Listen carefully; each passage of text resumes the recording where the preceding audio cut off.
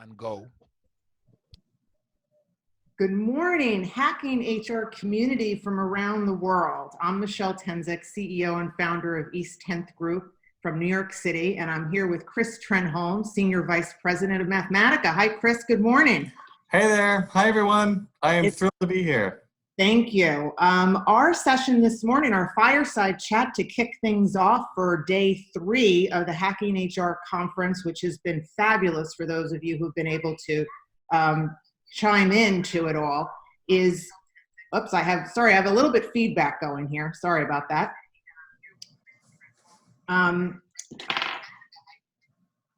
So, Chris, if we can start with this, and I apologize to the community for that. I was getting a little bit feedback. So Chris, if you could just tell us a little bit about yourself and a little bit about Mathematica as we dive into this all-important topic about profit and purpose. Sure. Mathematica is a for-profit, employee-owned professional services firm. Well, I'm getting a note that the internet connection is unstable, so I apologize to anyone for who you're catching interference. But we are a for-profit, employee-owned professional services firm.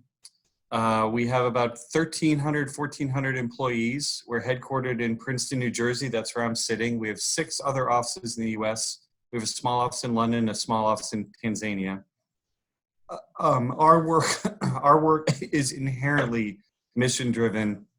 All of our work is focused on bringing the best possible evidence to bear on decision-making in order to drive public well-being. So we only work with organizations that share that commitment, but those organizations are in all markets. We do work in government, nonprofit philanthropy, as well as the commercial sector. And we work across numerous markets. We do work, I lead a health practice, but we do work in education, employment, family support, international development, a range of topics. And really our strength resides in, I think, 2 things. One, that deep expertise in those programs and those policies, that subject matter around those areas, married with a deep expertise in data and methodology to research methodologies, data science methodologies, clinical methodologies, married further with an expertise in working in digital and technology solutions. So it's really that marriage of subject matter, method, and technology that we bring to our clients to answer complex questions in those sectors, and then reinforcing all of that. And I think what is truly our differentiator is, in fact, the purpose. We bring a commitment and a passion to this, is deeply partnered with our clients. And it's really that, I will say, that's the secret sauce of our organization, why I've been here for 20 years, but also why we've been successful as a for-profit firm. And there's the key, right? It's a for-profit firm. So what we want to talk to everyone about this morning is really this, dual purpose organization as the lingo has been lately thought of in terms of having purpose and yet being for-profit. HBR, Chris, I wanted to bring up this article that was out last year, talked about corporations being pushed to change, to dial down their single-minded financial gain and pay much closer attention, right, on employees, customer, communities, and the environment.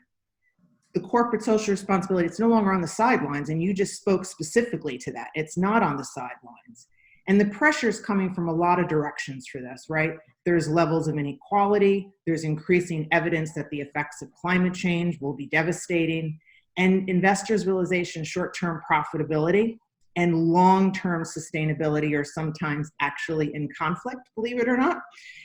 And so for these reasons now, business leaders are finally starting to, I think, get their head around in a much larger way, right? The need for both embracing financial as well as these social purpose-driven goals. What's your reaction to that, Chris? What's your thinking? My first reaction is thrilled. I've worked for 20 years in an organization that has, I will say, proven or offered a use case to industry that you can pursue a business that is in pursuit of well-being well, doing very well financially. And to your point, Michelle, it's the marriage of those two things. It is not treating the public service component as something that an organization might do on weekends or something it might do through their marketing department, but that there's an authentic, committed purpose and intent to the work of the organization. And I really want to pick up your point about short-term versus long-term. It really is this long-term lens that I really want to emphasize for everybody. There is a transformation happening right now in the industries that we work in, and it is being driven by the generation behind ours who don't see a distinction between doing well and doing good. In fact, I believe in their work. I see this in hundreds of employees that I work with, hundreds of colleagues. They believe that there's an expectation in their careers that they will pursue both, that they should be married in exactly the way that I'm describing how Mathematica has been able to be successful. And I want you to put this in the context of an issue like climate change.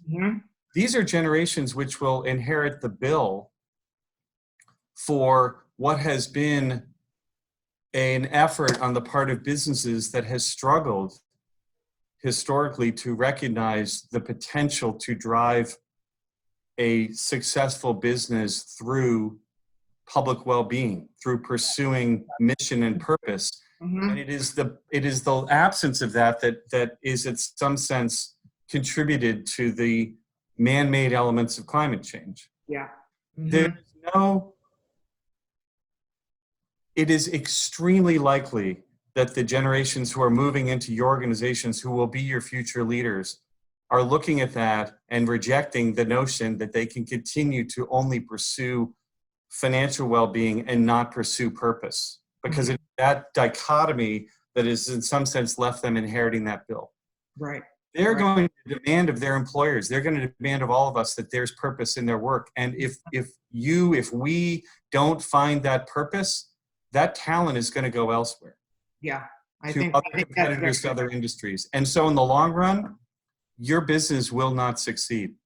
So if you don't find purpose in your business, I'm not saying you won't be short-term profitable. 10 years from now, I would question whether you'll even exist.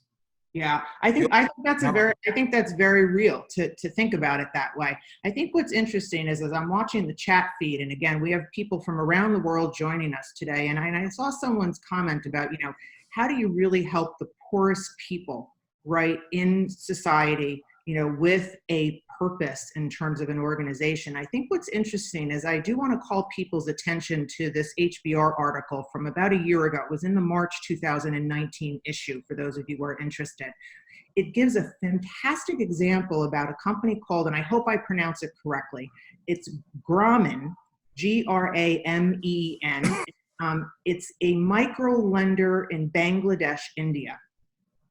And what Grameen ended up doing is they partnered up with another water organization in order to provide clean water to some of the poorest areas in India.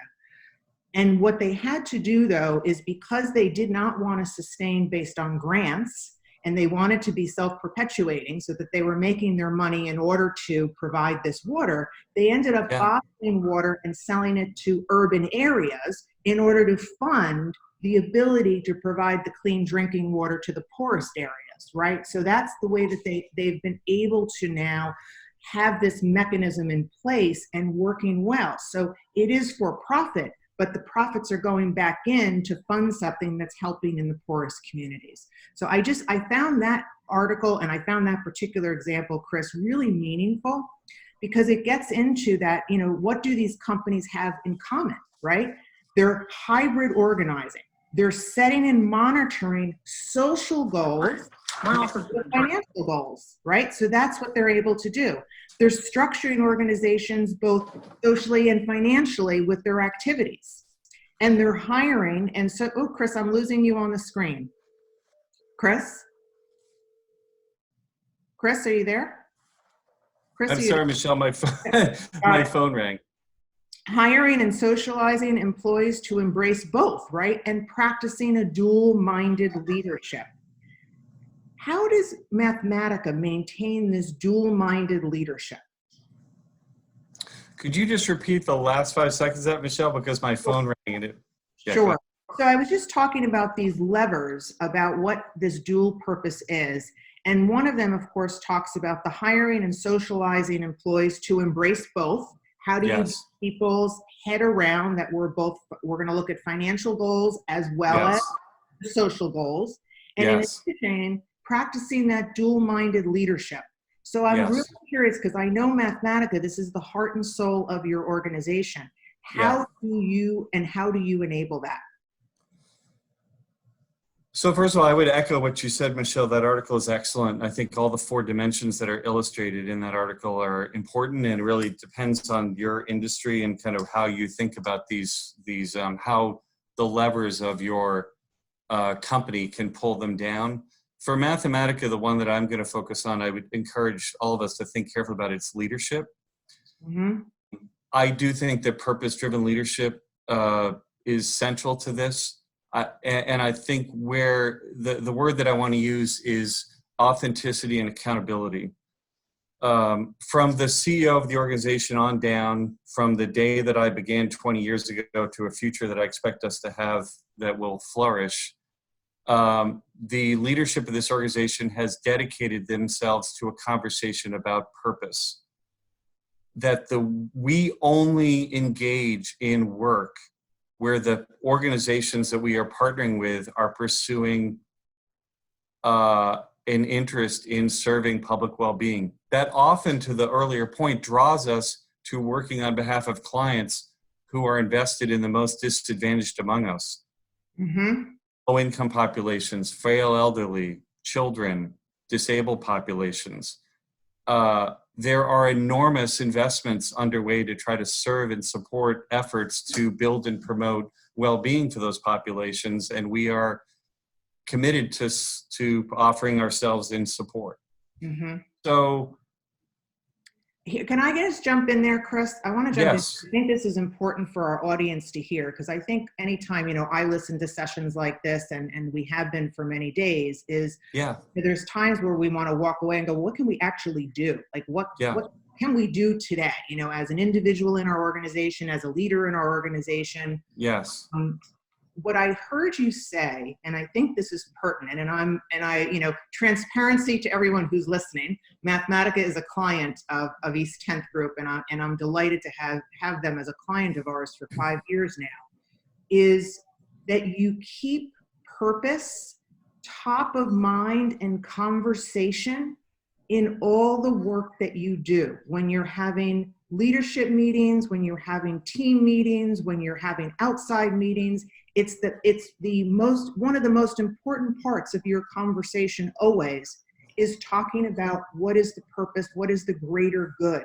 You keep it top of mind constantly.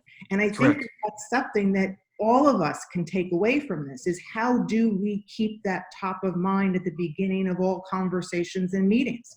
Would you agree? I would, and I guess I kind of skipped over my own resume. I have responsibility at Mathematica for managing the health unit, which is a team of about 600 staff dedicated to promoting healthcare, improvements in healthcare quality, healthcare access, healthcare delivery, healthcare equity, healthcare affordability, and a lot of that is through improvements in healthcare financing. And in saying healthcare financing, what I mean is there's a revolution underway in healthcare in the United States in trying to transform the U.S. healthcare system from one that pays for volume, the number of tests, the amount of healthcare that's delivered, to outcomes, to value, where it's also there is financing associated with incentivizing that you actually achieved beneficial outcomes for the populations that you're serving. Mm-hmm. That's happening because the cost of healthcare has exploded in the United States. Mm-hmm. But it's also happened because of this question about what is the purpose of healthcare? Healthcare is not profit. Physicians don't go into healthcare to get rich. Physicians go into healthcare because they want to matter. They want to provide well-being. And so this transformation of the healthcare system is enormously gratifying to Mathematica and to anyone who's interested in pursuit of mission. Mm-hmm. So coming to your point, Michelle, we now are routinely engaged talking to commercial sector clients who are engaged in this transformation. This is a generational transformation. This is hard stuff. I want to just stop there and pause, because that was sort of like a mind blow for me. Yeah. A generational transformation right now that we're going through. There is That's right. no doubt about that. And that's what this whole conference is about, right? Is this transformation and this large scale move that we are all in the midst of. Correct. I would just ask anyone who just wants a brief, just wiki value-based care, and that's and what it represents, and that is really the Affordable Care Act that was passed 10 years ago. That's the foundational elements of the Affordable Care Act. That is not political. That is fully bipartisan, because it's recognized that healthcare has to return to a purpose and invest in a purpose. So why am I saying all this? Because when we work with our clients, it's the decisions about who we work with and how we work with them. I don't make those decisions, Michelle, and dictate to my colleagues what we work on. I engage in a dialogue with my colleagues about what we should work on. I love it.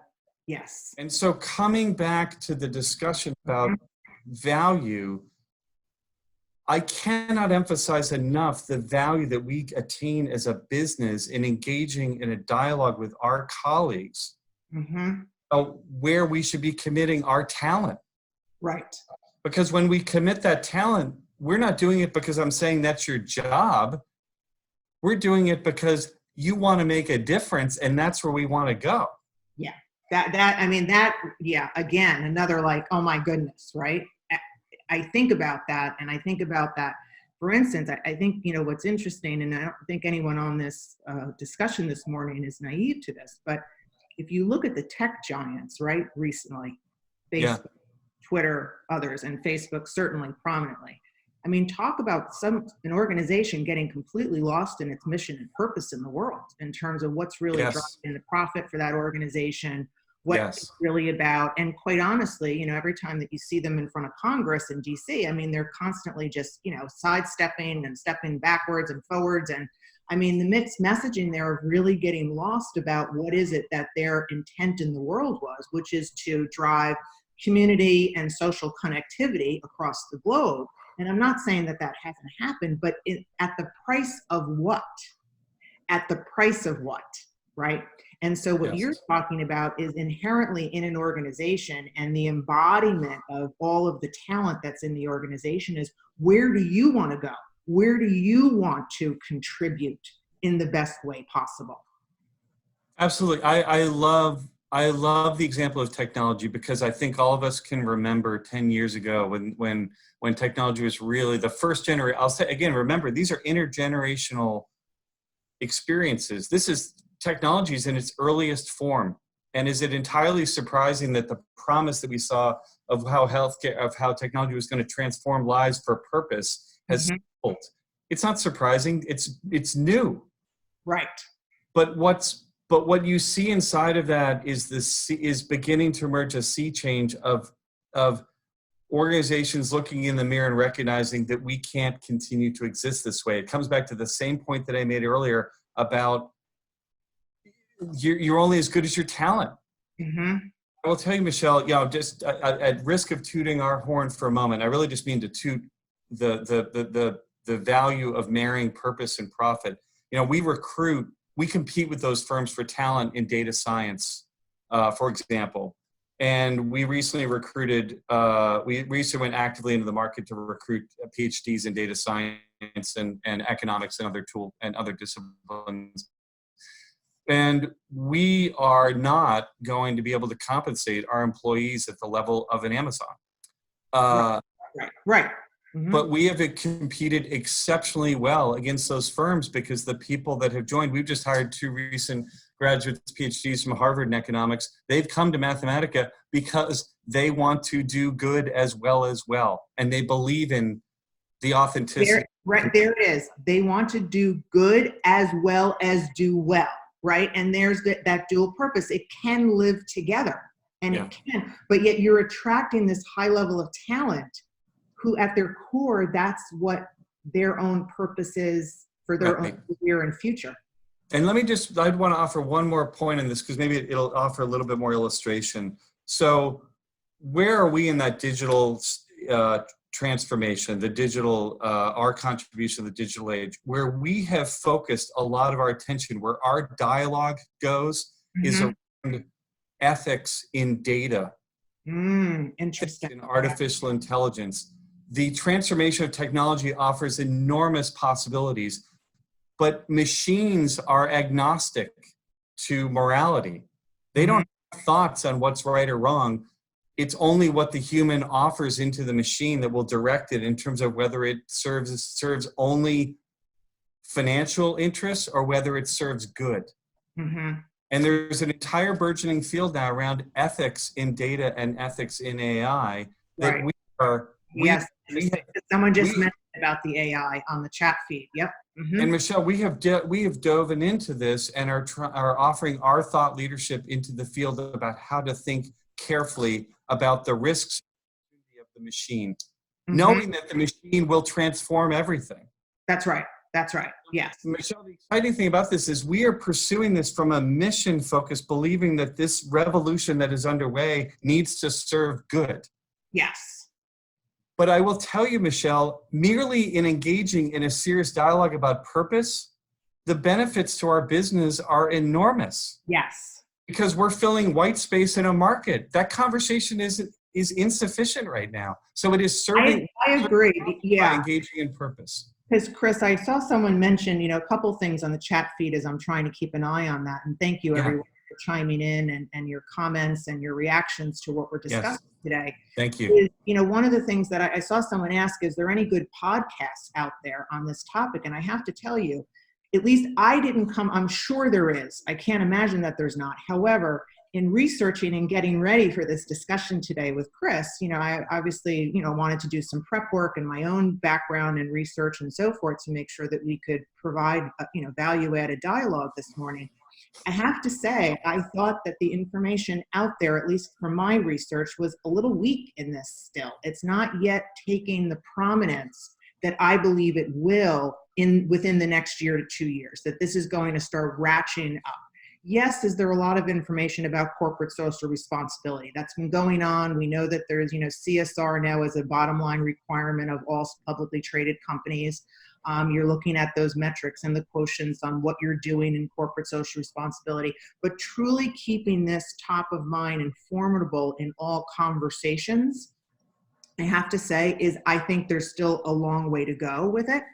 The thing, though, that I also read in a couple of things was around that most companies don't lack the purpose or values, but what they do lack is the courage, clarity, and commitment to actually live them. Right? We all talk about, we can talk till we're blue in the face on values and mission and so forth, but if we don't embody them, if we don't have the actual courage to commit to them and really live by them and practice that, which again is something that I think Mathematica does in spades. I think it's a uniquely unusual organization. It is for profit, but yet it really embodies and lives all of the things that we're talking about right now. What do you think, Chris, as we have about 7 minutes left for our discussion, what do you think our audience can think about? What could, if they hang up from this today and they're going into their organization to say, hey, I want to make a change with this. I want to actually take an action with this. Maybe there's an example from Mathematica, something you're doing internally that you could share with them. I think we're all in this together. Everyone on this call is seeking the pursuit of well-being in service of the work that we do. And I think anytime that we look at a complicated, exciting issue like this, the first place we should go with ourselves and what we can contribute. So the first thing that I would recommend in making a dent is the accountability that I was describing earlier that we hold ourselves to. I hold myself accountable to the shareholders of this organization, to my CEO and the board for the financial success of this business. I also hold myself accountable to my colleagues to be a steward to the mission of this organization, to having a purpose. And so I would ask you first to think really hard about, what is my purpose? How can I contribute in my work, or contribute to the work of my organization to drive well-being? And I do think that the environment and climate is a space to really think hard about, because the fact is we make enormous investments that can come at the expense of climate. Well, here though, Chris, right? We talked about this at the beginning when Enrique was kicking us off. Yes. Having this as an online live conference. Love it. 11,000 people registered from around the world, talks right to that. We didn't have to get on planes, so no fuel in the air. We didn't have to drive to airports and so forth, because we're in, hopefully, and most of us are, work from our offices or our home offices or wherever we be listening to this from a coffee shop. So just that imprint alone of 11,000 people registered for a conference, and yet the impact to environment, climate on the plus side, because how we're doing this. Right. And so, exactly, Michelle. So think about your purpose in how you can drive value for society. Second step I'd ask is then to hold yourself accountable. So in the way that I just described, socialize this, talk about it, engage in a dialogue, both up and down your organization. You can begin to create an environment around you that is holding yourself accountable to having a purpose. And thirdly, once people understand what you're doing and why, engage them in a partnership with you, where you begin to build expectations around you up and down and across your organization for the same thing. Individuals in this country, in this world, in businesses have transformed the world. Yes. That's so correct. see yourself as the seed in your organization that can grow something beautiful and enormous, where you move the dialogue perhaps of your business from one that is merely doing well to one that is doing good. So I'd ask you to look inside yourself and to drive change inside your own organization. I think that that's so spot on, Chris. There's a couple of people asking on the feed. I had mentioned those attributes for what companies are lacking, and I just someone was asking about those again, and they're lacking the courage, clarity, and commitment. The 3 C's: courage, clarity, and commitment to actually live that purpose. Because I gotta say, when all of a sudden short-term returns, the pressure point, and Wall Street is clamoring, what did you do? What did you do for me lately as shareholders? Right? You've got to have a strong backbone to sort of stay true, right, to that future. And as we have about a minute here to wrap up, I think there's other great examples out there of companies who really are moving the needle in the right direction. Mathematica absolutely being one of those. Patagonia is another that has made great strides over the last few years. I'm fortunate enough to happen to know the former CHRO of Levi's that just went public in the last year, I think it is, just a little bit over a year now. They also have been moving well in this arena in terms of sustainability of the kind of material that they're using for their jeans, how they're doing their production, and so forth. So these are things that are very top of mind. So there are examples out there of companies that we can look at and see what are they doing and how are they doing it. Because then we as individuals, if we can take our own personal ownership and accountability and commitment to it, we can help live that purpose, Chris. Thanks, Michelle. And I will just say, I would love anyone on this call, anyone in the world who wants to engage in a dialogue about this stuff. I obviously feel passionate about it. I know you do as well, Michelle. So please follow up with either one of us, obviously, if there's anything. That's right. And you can find us both on LinkedIn. So Chris Trenholm, thank you so much for such an engaging dialogue to kick the day off for Hacking HR for our 3rd day of the conference. Enrique, thank you for everything that you're doing. And thanks, Enrique. We love Enrique. And thank you for everyone around the world who is listening to us this morning. Bye-bye now. Thank you, world. I'm honored. Thank you. Goodbye.